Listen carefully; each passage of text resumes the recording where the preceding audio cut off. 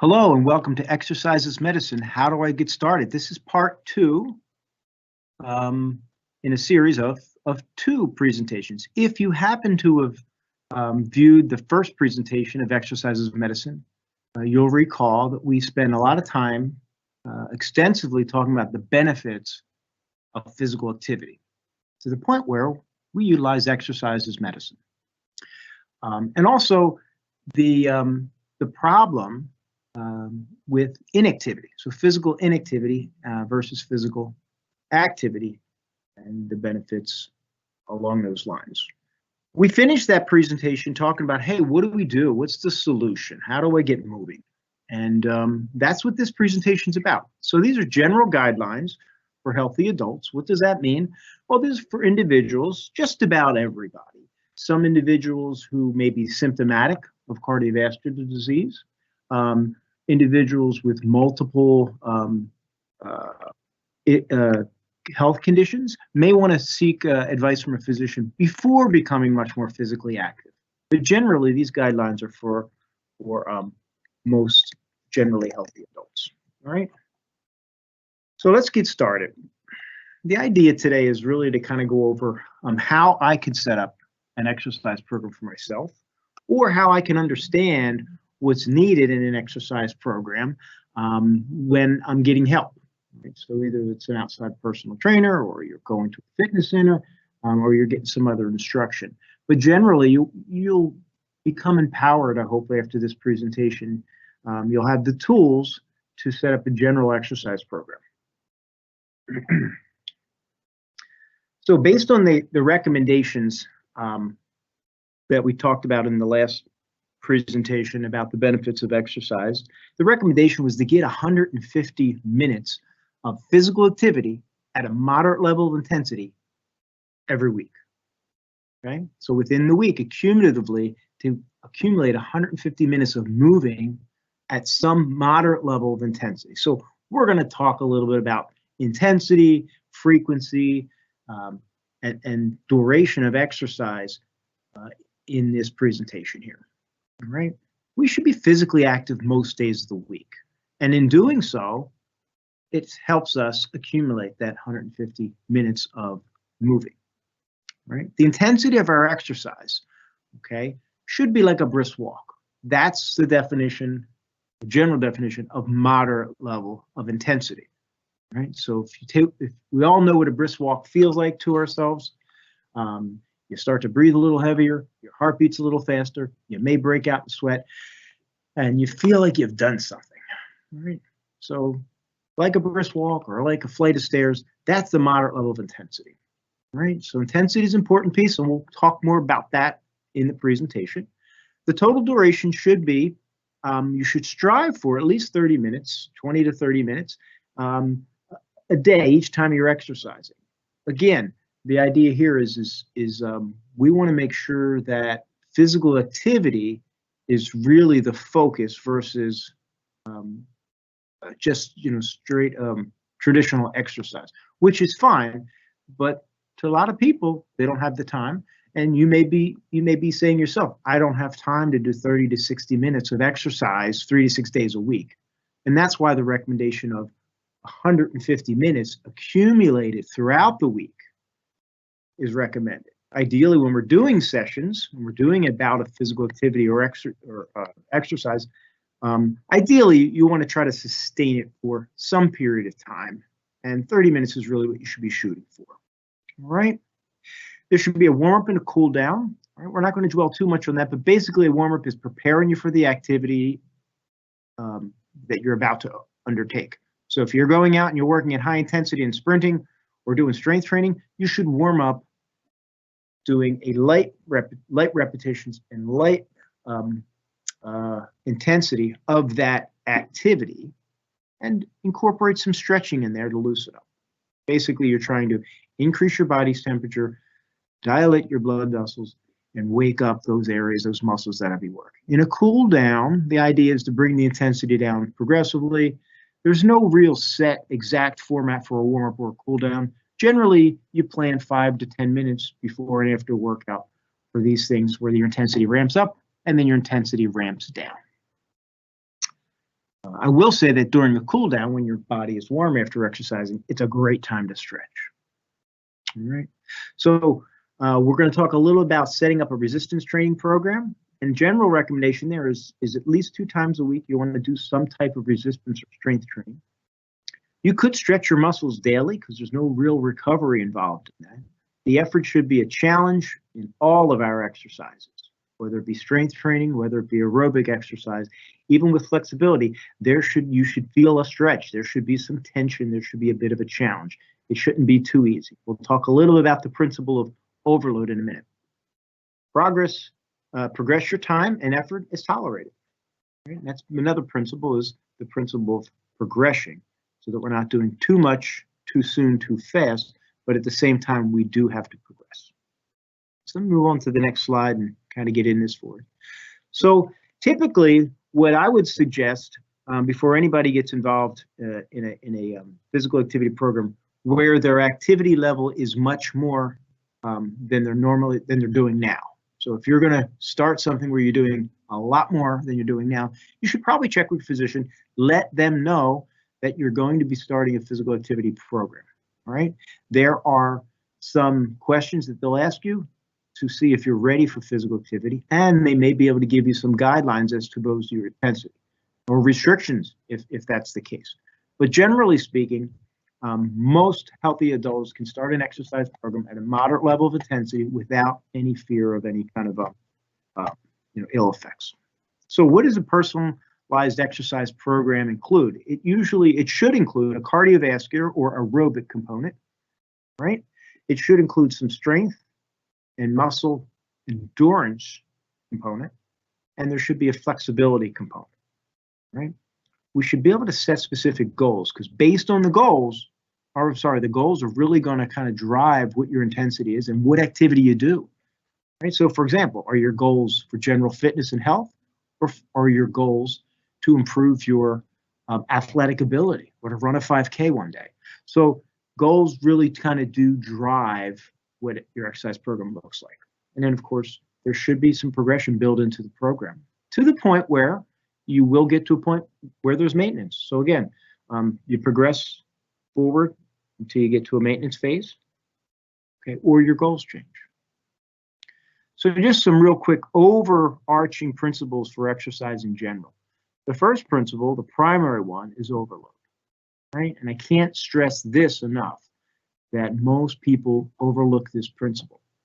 The work has to be a challenge, right? Just going through the motions, although it's better than doing nothing, in order to really reap the benefits of physical activity at that 150-minute level, there needs to be a challenge involved. It needs to feel like you've done some work. You can't simply go out for a stroll at a low level of intensity where there's no challenge. Again, it's better than doing nothing, but I'd like to focus the benefits of exercise are truly reaped when there is a challenge involved, when the intensity level is at a moderate level of intensity. So we need to make sure our body feels stressed. Why? Because the body, in order to reap the benefits, the body adapts to stress. So we overload the body.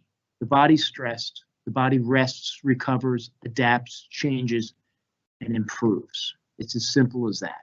But we need to start with the overload. So the overload, the adaptation during the rest period, and then there's change. And typically the change is an improvement in your fitness level. We like to say do more than normal. It should feel like it's a challenge. It should feel like a brisk walk. That would be overload. Right?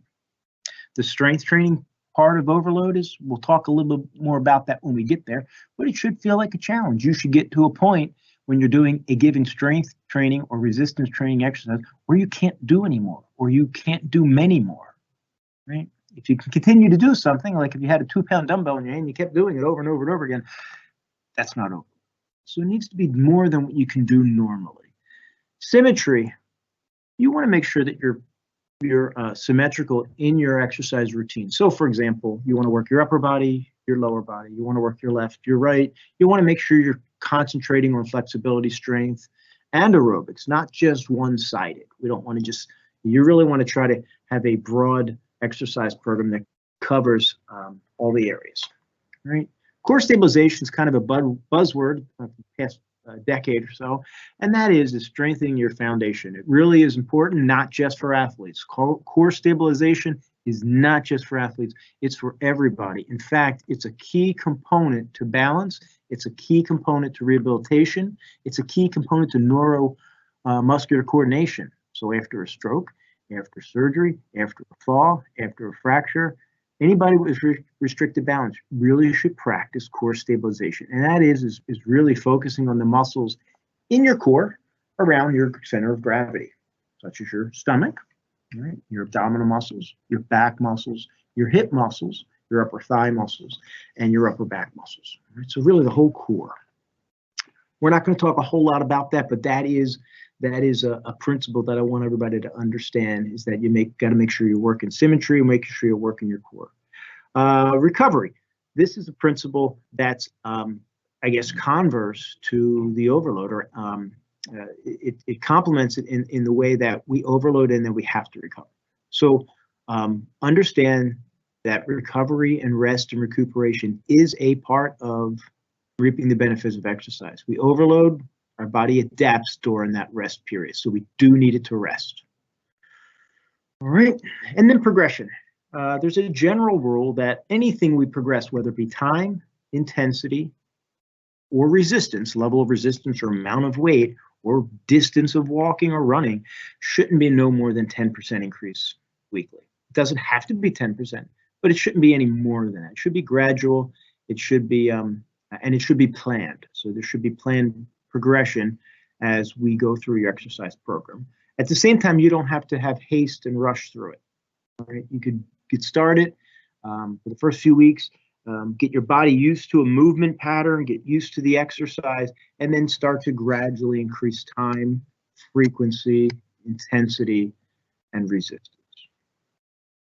All right, so as we write our exercise prescription, right, it may sound fancy, but all of us can do this. And we use this simple formula, the FIT formula. Right, so we're going to talk about cardio, strength, and flexibility, and we're going to apply this FIT formula to each of those areas of fitness that we should focus on. Right, so we'll go over those now. Right, each area, we're going to create a FIT prescription. Okay, and the F stands for frequency. This is how many days a week should I exercise. Now, we've already said that, you know, you want to try to be physically active or have conscious exercise bouts at least 3 days a week, right? Could you exercise every day of the week? Sure, you just got to modify your intensity, switch things up, and allow for recuperation in between certain activities, right? But the frequency is how often. Now, a lot of times what dictates frequency is the time that you have. If you're a full-time worker, you may not have the time to exercise every day. So really, frequency is based on a number of factors, including environmental factors, accessibility to equipment, work, life, and just time in general. But frequency is an important thing. We are going to have a general overarching prescription that's going to say, try to do a conscious minimum of 3 days a week where you're physically active. The intensity level, we'll go over that in detail when we get to each piece, cardio, strength, and endurance. But it's basically how hard am I working, right? And how do I modify that? So for example, with aerobics, we're going to talk about your heart rate. We're going to look and watch your heart rate. And as your heart rate increases, you'll know your intensity increases, right? As that brisk walk feels harder, you'll know the intensity is going higher. So that's where that's at. With strength training, it's adding resistance, right? And if I added resistance, increased the intensity, made the work harder, what would happen to the repetitions? They would drop. So I'll be doing less repetitions. So one thing drives the other when we talk about strength training and intensity. The first T in FIT is time. How long? This is the duration of my exercise routine or the duration of your physical activity bout. You may just go out for a 30, 60-minute hike. Right? So that may be your type of exercise, and the time is associated there. When we talk about time and strength training, it's a different metric. Basically, it's not minutes, it's sets and reps and how many exercises. So we'll talk specifically about that when we get to that piece of it. And then type, this is the mode of exercise or what I'll be doing. All right. So let's start with cardio. This is the cardiovascular exercise guidelines. This is the aerobic exercise guidelines, okay? And these are general recommendations that help us. Remember, the overarching goal for us is that 150 minutes of physical activity at moderate level intensity in a week, right? So if most days of the week I can get 30 minutes of moderate intensity exercise in, that's what we should be planning, right? All right, it should be accumulative, okay?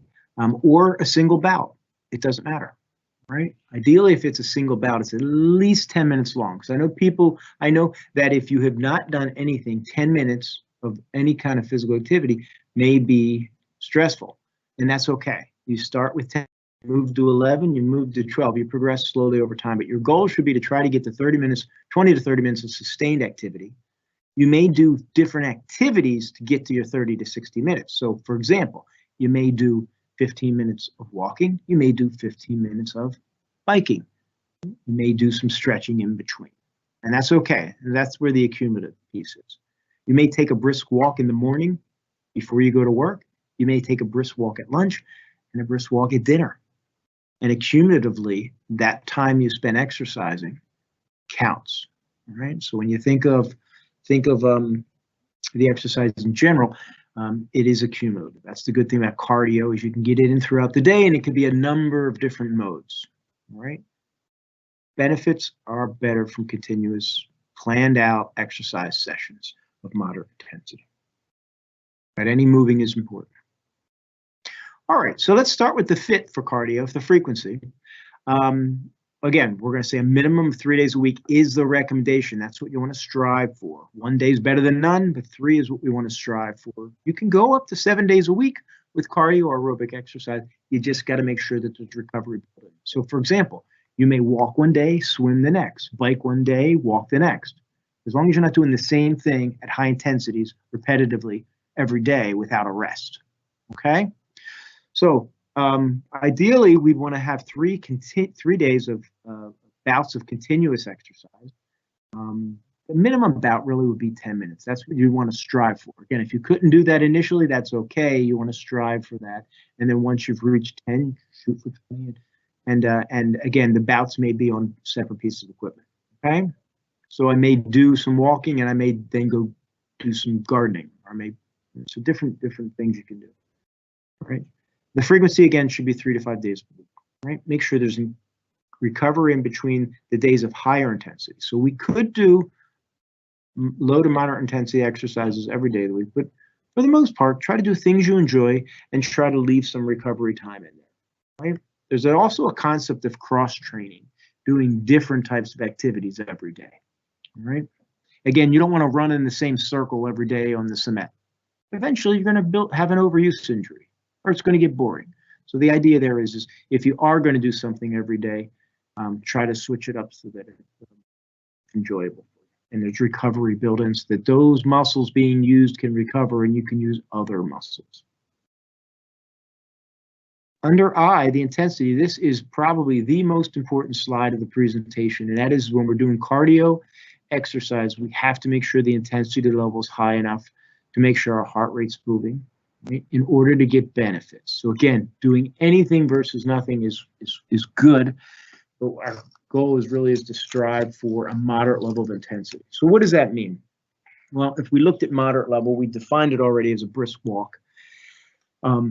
And in that definition, we talked about our heart rate rising. So this is some technical ways to determine your heart rate. If you can take a picture of this slide or you can remember this, is basically you want to find out what is your maximum heart rate for your age. Right? Generally, and there's some more specific forms, but generally all of us could get a ballpark of what our maximum heart rate is, our age predicted maximum heart rate, by the way.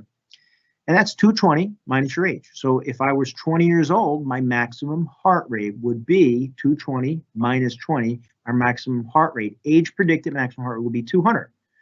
And I just simply take a percentage of that number. So once I know my maximum heart rate, again, by this simple formula, or this simple mathematical equation, then I can just apply the percentage to it. When we talk about moderate level of intensity, we're talking about working out so that your heart rate is beating at 40 on the low end to up to 80% of the maximum number of beats, right?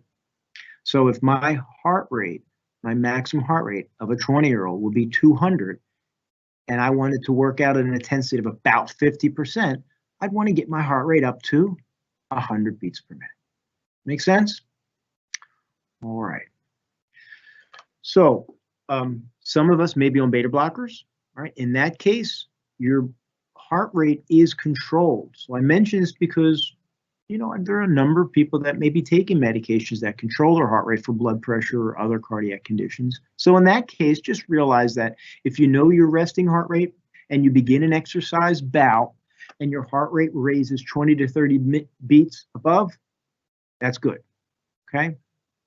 All right, so it's just another way to gauge your intensity by checking your heart rate. And incidentally, you can do this by wearing a Fitbit, you can do this by wearing a heart rate monitor across your chest, or you can take your heart rate at your wrist and your carotid artery. So most of us, I'm sure, have seen or taken our pulse before and know how to do that. So once you do that, you know how it feels, then you know, it makes it easier.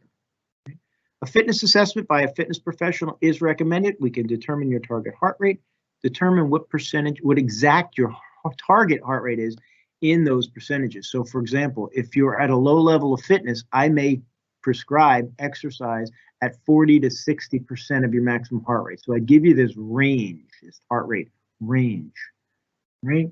If you're pretty fit or you're advanced, maybe your exercise level is 70 to 80 or 85% of your maximum for a sustained period of time. Again, we can figure that out with the mathematical equation, and then you'll know what your heart rate should be at. Once you hit that heart rate, you stay there and you try to sustain it. So that's the point of knowing your target heart rate, is to basically gauge and keep track of your intensity. All right, so let's finish this up here. Cardio, how much is enough? Well, it should feel like a brisk walk. It should feel like a challenge. Some guidelines for you, because I realize that not everybody's going to get savvy at taking their heart rate and figuring this out. And it may be too much for people. So if that's the case, make sure it feels like a challenge. Make sure it feels like a brisk walk. Make sure you can talk, but you can't sing. If you can sing and whistle, you're probably not working out hard enough. You should start to feel warm and a mild sweat. You'll be breathing a little heavier, but you shouldn't be out of breath. Right? I should be able to talk a full sentence. Right? If I can't, and I can't keep up with a conversation with somebody, then it might be too hard. I might have to slow down. All right, so there are a few different ideas and tricks on gauging your intensity when you're doing cardio. One last one that we use, we actually use a scale that's a little different than this, right? But on a scale of 1 to 10, if 1 was sitting in a chair and 10 was the hardest thing you could imagine and you had to stop, where would you want to be at a moderate level of intensity? You should feel like a 5, 6, or a 7. If you're walking or if you're doing an exercise bout and it feels very, very easy, you need to speed up.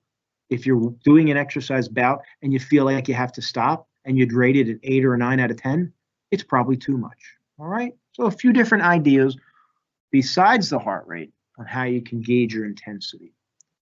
All right. The time, again, we want to see you accumulate 150 minutes of moving per week at a moderate level of intensity. Okay. The bouts, any individual bout should be about at least 10 minutes, right? And if you do set up specific exercise schedules throughout the week, let's say 3 days a week, you set aside 30 to 60 minutes, and you're active during that time period for the most part, then that's what's recommended. Right? You could do 3 10-minute bouts of a steady state exercise with rest in between. You could do 30 minutes straight. Okay. You could do 15 and 15, right? But the minimum here will be 30 minutes, 3 days a week. That's where we should be at right now, all right? So with cardio exercise, you should be thinking 3 days a week, minimum of 30 minutes at a moderate level of intensity. Feels like a brisk walk. All right. The intervals is a great idea. It's a great way to start to challenge and progress. For example, I could walk 10 telephone poles and pick up the pace and maybe jog through one telephone pole to the next, and then walk 10 telephone poles again, and then pick up the pace and jog again. And then eventually maybe I jog for 2 telephone poles, right? So there's different ideas, intervals of increasing think about a graph where your heart rate goes up and it comes down, it goes up and it comes down. So that's what an interval is. My intensity level changes. I pick up the pace, I slow down and recover. I pick up the pace and slow down and recover. This is something we do for people with low level of fitness in order to get them through a bout of exercise. Let them recover within the exercise and then pick up the intensity and continue on. We also do it for highly competitive athletes. We do interval training because they can work at high levels of intensity, extremely high levels, over 90% of their maximum, and then recover during that exercise bout and then do it again. All right? So, neat idea, interval training. All right, and finally, the type for the last T in fit for cardio is type and a mode of exercise. And again, the idea here is get your heart rate up. So it don't matter what you use. You could use the treadmill, you could go out for a hike, you could go out for a swim, you could use the upper body ergometer. A number of things, anything to get your heart rate up, jump some rope, punch a punching bag, right? Ideally, you want to get something where you can identify your target heart rate or your intensity level and hold it steady there for a period of time, right? Once you're used to doing that, then you can start to vary the intensity and do the interval training where it goes up and down throughout the workout. But you want to be able to monitor your intensity throughout. Right? And I like this graph because this is your heart rate, but you know what? The idea here is your heart rate goes up and your heart rate comes down during interval training or just exercise in general. So think about your resting heart rate. Think about the graph going up and your heart rate going up. And then over a steady state of 10, 15, 20 minutes, your heart rate remains high. And then when you're done your bout of exercise, your heart rate starts to come down during the cool down. All right? Okay. Let's move on to muscular fitness guidelines. Generally, we're doing this at least 2 days a week. Okay. If you said, well, I can only do it 1 day a week, that's fine. Right. But ideally, we'd like to get you strength training at least 2 days a week. Right. Probably not much more than 3, though, because we need time in between. If we're working at a certain level of intensity, a good beneficial level of intensity, we need time to recover. You have to take a day off in between if you're working the same muscle group.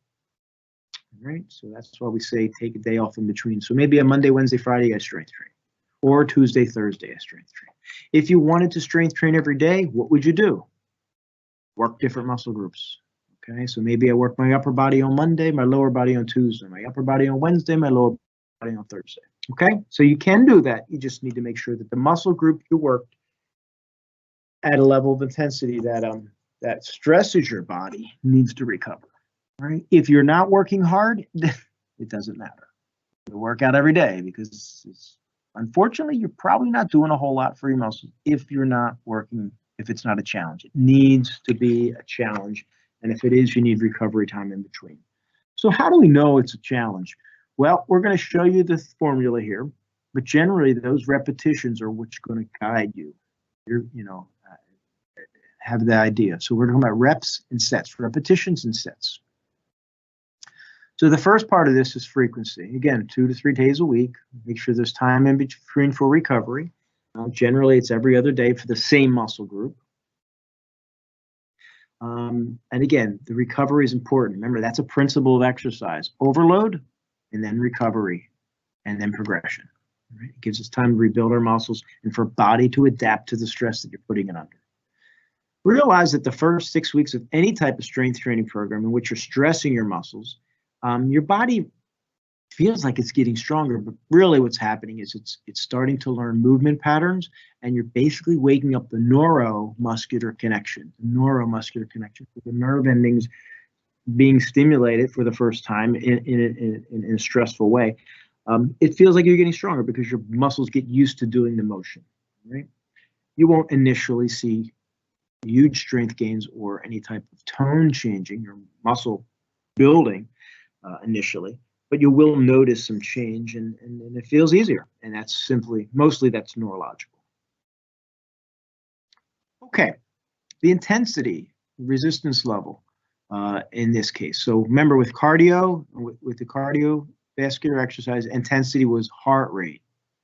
Here, the intensity is the maximum amount of resistance. So again, this may be a little complicated for some people or too much for you to think of, but bear with me. Just get the concept here. All right. So from an intensity level with muscle strength, ideally, I want to know what my maximum is. So if I can lift 100 pounds over my head one time, I'd say that's how strong I am. That's my maximum. And then if I simply took a percentage of it, like I did with my heart rate, I could start to determine a level of intensity. So if someone said, work at 70% of your max, and I knew my max was 100, then how many pounds would it be? It'd be 70 pounds, right? 70% of 100 is 70 pounds. And at 70%, I should be able to do 10 repetitions, about 10, right? So outside of doing a test for every muscle group and finding out my maximum is, because that's laborsome, of course. The idea here for you as a recreational athlete or recreational strength trainer or recreational exerciser would be find a resistance that you can do a maximum of 8 to 12 times. So 10. If you could find a resistance you can do 10 times and you can't do it much more, then that's 70%. That's about a moderate level of intensity. That's a challenge. That's overload. Okay? So in this case, the number of repetitions is going to guide your intensity. They work hand in hand. So time, like we mentioned, it's not minutes when we talk about strength training. So it's minutes when we're aerobics, but in strength training, it's not minutes. It's how many reps and sets are you going to do of a given exercise, right? So if we find a resistance that we can do 12 or more times, that's not strength. It's muscle endurance, okay? And that's not 70%. That's going to be less than 70%. So it'd be a lower percentage or a lower intensity level. But muscle endurance, for some people, based on their goals, may be an important thing, all right? In order to improve strength, we need to use lower repetitions, typically anywhere between one to 6 for true strength training. But for the general benefits of exercise, if we can get to that 70% or moderate level of intensity with strength training, that will be beneficial. And that is about 10 reps. All right. So to summarize, with frequency, intensity, and time, we'd like to do on at least 2 days a week, do 3 sets of 10 repetitions of a given exercise. And how many exercises? Well, depends on what your goals are. All right. There should be a little bit recovery between sets. So I could do 10 repetitions, take a 30 to 60 second break, not much more. You need to make sure your body stays stressed. You don't want to spend too much time recovering. Do your second and third set. If on a day you can't do 3 sets because you're in a hurry, then do 2 sets. Right? That 30 to 60 seconds actually is plenty of time for your muscles to recover to do the next set. All right, with muscle fitness types, so strength training exercises, resistance training, it's kind of synonymous with strength training. It should be a challenge. What is the resistance? Well, dumbbells, barbells, ankle weights, wrist weights, any type of resistance against gravity. They have machines that you sit in. You put the pin in the machine under a weight, and the pulleys raise the weight up as you move through the range of motion. There are TheraBands you could use at home. You could use your body weight, push-ups, sit-ups, pull-ups, dips, squats, planks, sitting on a physio ball, using your body weight. Many yoga positions, Tai Chi poses, use your body weight to stress muscles. So again, it's the mode of exercise. You can use anything that really stresses your body. The key is have the resistance to a point where you can't do much more than 10. If you could do much more than 10 repetitions, you need to raise the resistance in order to get the most benefits out of it. All right, and finally, this is the flexibility guidelines. We're going to look at fit here for flexibility. We could stretch every day, all right? But generally, minimally, we want to stretch 2 to 3 days a week. Maybe in between on your off days of strength training, you're doing some stretching. Depending on your goals, some individuals may find that flexibility is more important to them than somebody else. So for example, if I have poor flexibility and it's causing back problems, I want to focus on stretching, get some good instruction. There's plenty of resources out there on the internet. And of course, there's plenty of, resources with professionals that can be able to help you. All right. And then put together an exercise program, flexibility program. All right. The intensity of a stretch, well, it's not heart rate and it's not resistance. It's basically stretch until you feel the point of tension. You want to feel the tension. You want to avoid pain, but you want to feel some slight tension and hold it. All right. If you don't get to a point where you feel tension, you're not stretching. At the same time, if I go past pain, my muscles will actually tighten up and it will be counterproductive. So stretching beyond slight discomfort or tightness and tension would actually cause your muscles to tighten up. It's a reflex. So you don't want to go too far. For that point, we also don't want to bounce, because as we bounce, we have sensors within our muscles that sense velocity or speed and tension. And if you quickly stretch a muscle, such as a bouncing motion where I bend over and touch my toes and bounce, or if I sit forward and start to bounce as I touch my toes, or that bouncing and pulling on the muscle quickly, well, actually is counterproductive. The muscle will tighten up. You won't be stretching. You'll see people doing it. Typically, athletes will do a bouncing type of stretch, but they're not stretching for flexibility.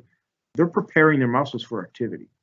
So understand the best type of stretch is a slow, static hold for at least 10 seconds and up to 30 seconds. Try to do 2 or 3 times for each body part or each muscle or each major joint that you feel you need to stretch, right? And then do that a few days a week. All right, so we're going to wind down here with our exercise checklist. Right? Think about our warm-up. Prepare your body for the activity. I could tell you the textbook is going to say it should be 5 to 10 minutes. It should include a light aerobic activity and stretching. All right, but generally warm-up should be based on what you're going to be doing for your exercise routine. So if it's a low intensity, moderate intensity exercise routine, your warm-up is going to be based on that. If I'm strength training one day, maybe I'll use light weights and go through the range of motion, and that'll warm me up. And I'll stretch the muscles that I'll be using that day. All right, so again, it's based on what your activity is going to be. If I'm going out for a hike, maybe I'll stretch my lower body and I'll start doing some light walking, stop, stretch, and then continue on with the hike. Check the environment. I mean, in the summer, heat with high humidity is dangerous because the primary way that our body cools itself is through evaporation. The primary way our body cools itself is through evaporation.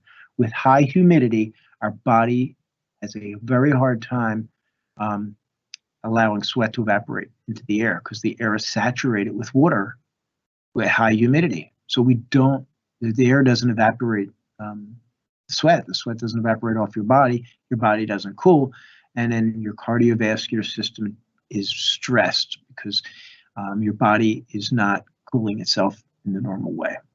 And that puts our body at increased stress. So that's why you may hear individuals who have a cardiovascular concern or compromise, individuals who are very young or very old who may have compromised circulation or underdeveloped thermal regulatory system should avoid physical activity. That's the truth.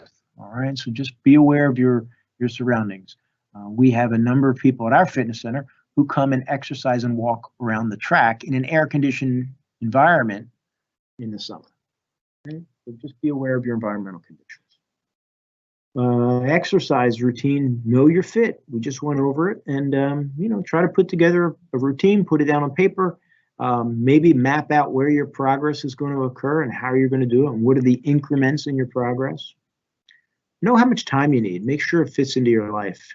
Right? Make sure it's a challenge, but again, make sure it fits into your life, because if it don't, you won't sustain it. Make this something that you can continue to do. It needs to be regular, a regularly scheduled event in your life. All right. The cool down, again, the idea, bringing the intensity level down. Whatever activity you're doing, you just lower the intensity, give it a few minutes. You don't just stop. It's a perfect time to stretch because our body is warm, our muscles are warm. They're more malleable, like a warm rubber band. They're more malleable. So it's a great time to stretch. Make sure you rehydrate, and that means drinking water. Most of us don't need something like a Gatorade or an electrolyte replacement drink because we don't sweat that much. Right? As long as your diet is normal, you get enough salt and potassium intake, you won't need an electrolyte replacement. If a bout of exercise while you're sweating at moderate to high intensity goes beyond 45 minutes, then yeah, you might need some replacement, electrolyte replacement. And very seldom do we need sugar. But again, athletes do because they work at high levels of intensity. Most recreational athletes, the important thing is to have water. Make sure you're rehydrating. All right.